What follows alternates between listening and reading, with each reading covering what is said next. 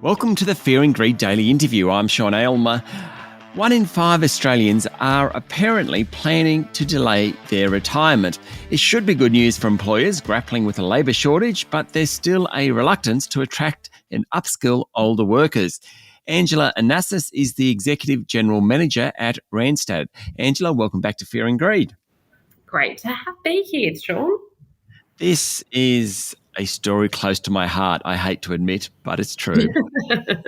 Your Randstad's 2023 Work Monitor report examines some of these trends in the workplace. Why are people delaying their retirement? Yeah, it's an interesting one. 1 in 5 as well. It's quite a considerable number, isn't it? And look, there's a couple of factors, and certainly, the first and foremost would be cost of living. And I think we've seen that everywhere, cost of living pressures and delaying retirement for that reason. But it's not the only reason. It's certainly, a key reason. But we also have found through our research that social connections and really enjoying work and in being in touch with new and old buddies as well, and being able to do that is certainly adds a lot of value.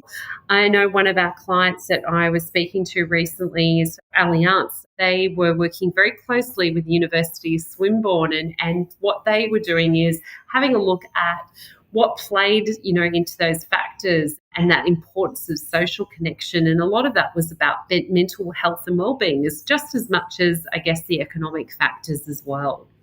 Okay, so how long are people planning to work for? When do people retire?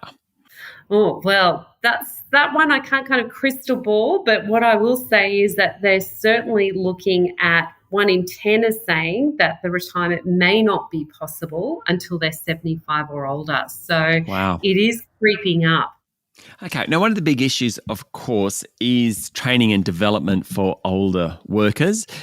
And I certainly worked in organisations where they just, without even thinking, put training and development opportunities in front of younger workers rather than older workers. And I thought this was a pretty confronting stat from your report. 15% of those over 45 have received training and development opportunities in the last 12 months, 15%. 50% of 18 to 25-year-olds. Why is there so much reluctance to train and upskill older workers?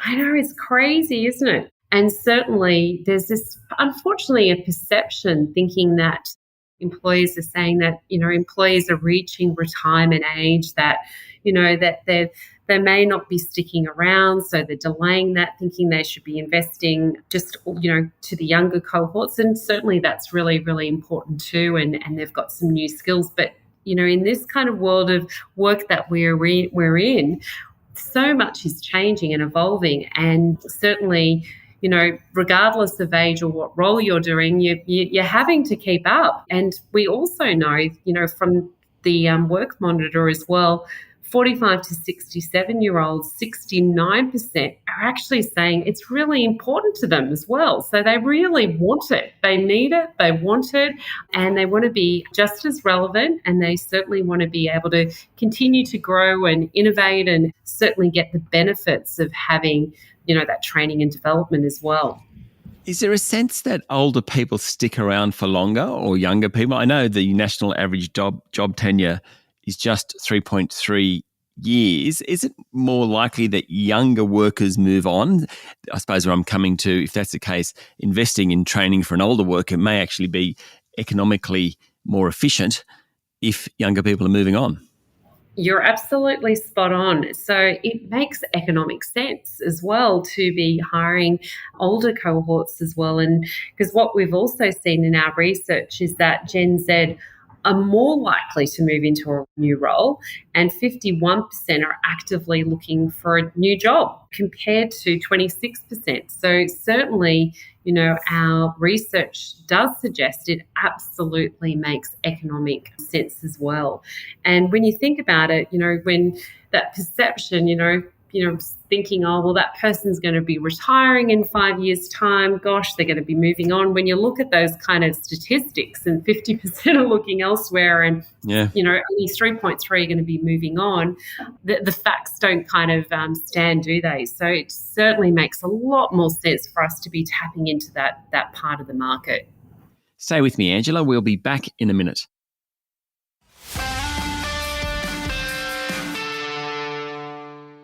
My guest this morning is Angela Anasis, Executive General Manager at Randstad. What about workplace values?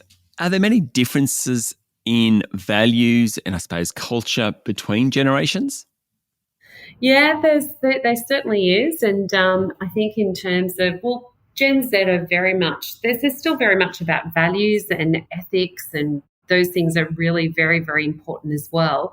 But from an older worker kind of, and I'll say older, and I say that myself because I fit into that category as well, very You're close. one of us. You're one of us. You're okay.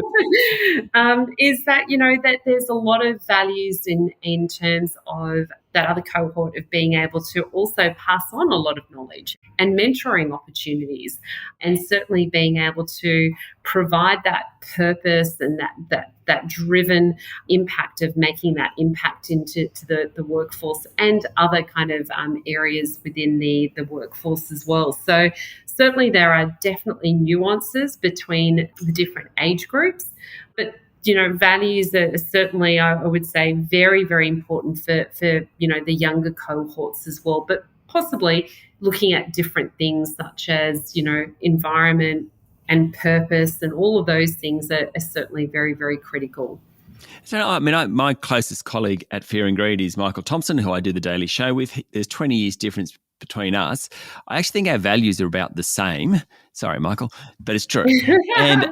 But we just come at things from different ways, and it's amazing how much I can learn from Michael, and I'd like to think he learns sometimes from me, simply because we approach things differently because of our experiences. Absolutely. I think that's a really great way of seeing it, Sean, as well, because there's that diversity of different perspectives. And whilst the values of purpose may be the anchor points, and you may come from a different perspective, they certainly add, that lovely diversity of thought. And we know that when there is diversity of thought, diversity of cohorts of different age demographics, and looking at it from a customer perspective, which is the customer group as well, that then, you're not looking at everyone in a monolithic kind of way. You certainly get far better economic results as well. So it is really, really important to really tap into that diversity as well. Do you get a sense from the Work Monitor, the Randstad 2023 Work Monitor report, or otherwise, like managing older people versus managing younger people, is there a difference? Well, in terms of leadership, there are certain things that are going to be more attractive for older workers, and some things will stay the same. So what we've certainly seen is flexibility is actually really important for all demographics, right? So everyone wants and that's been such a hot topic at the moment. But where they're coming from, and to your earlier point, the why that sits behind it may be very different reasons. So flexibility for a younger person could be that, they just want to be spending some time with their children and having that kind of flexibility to drop off their kids. For an older demographic, could be they're actually doing that just as, for their grandkids. But the end result is still the same. It's still flexibility, but they may be coming from a different kind of angle. And we certainly know a lot of older folk as well also want to be able to spend some time, on their passion projects as well, and other areas of interest as well. So that flexibility is really, really important as well. So again, flexibility is going to be really important for all demographics, but where you're coming from is going to, I guess, the why that sits behind it may be a little bit different. One final question, Angela. What about pay and conditions? Are older workers missing out on pay rises? The hot topic of pay rises. This is always, they absolutely are finding it very difficult at the moment. And look, that's just also across the board in many different areas. So we have a very interesting situation in our workforces at the moment. Whilst we've got the lowest unemployment rate for, 50 odd years, and skill shortages in certain areas, we haven't seen huge areas of increases in terms of salaries as well.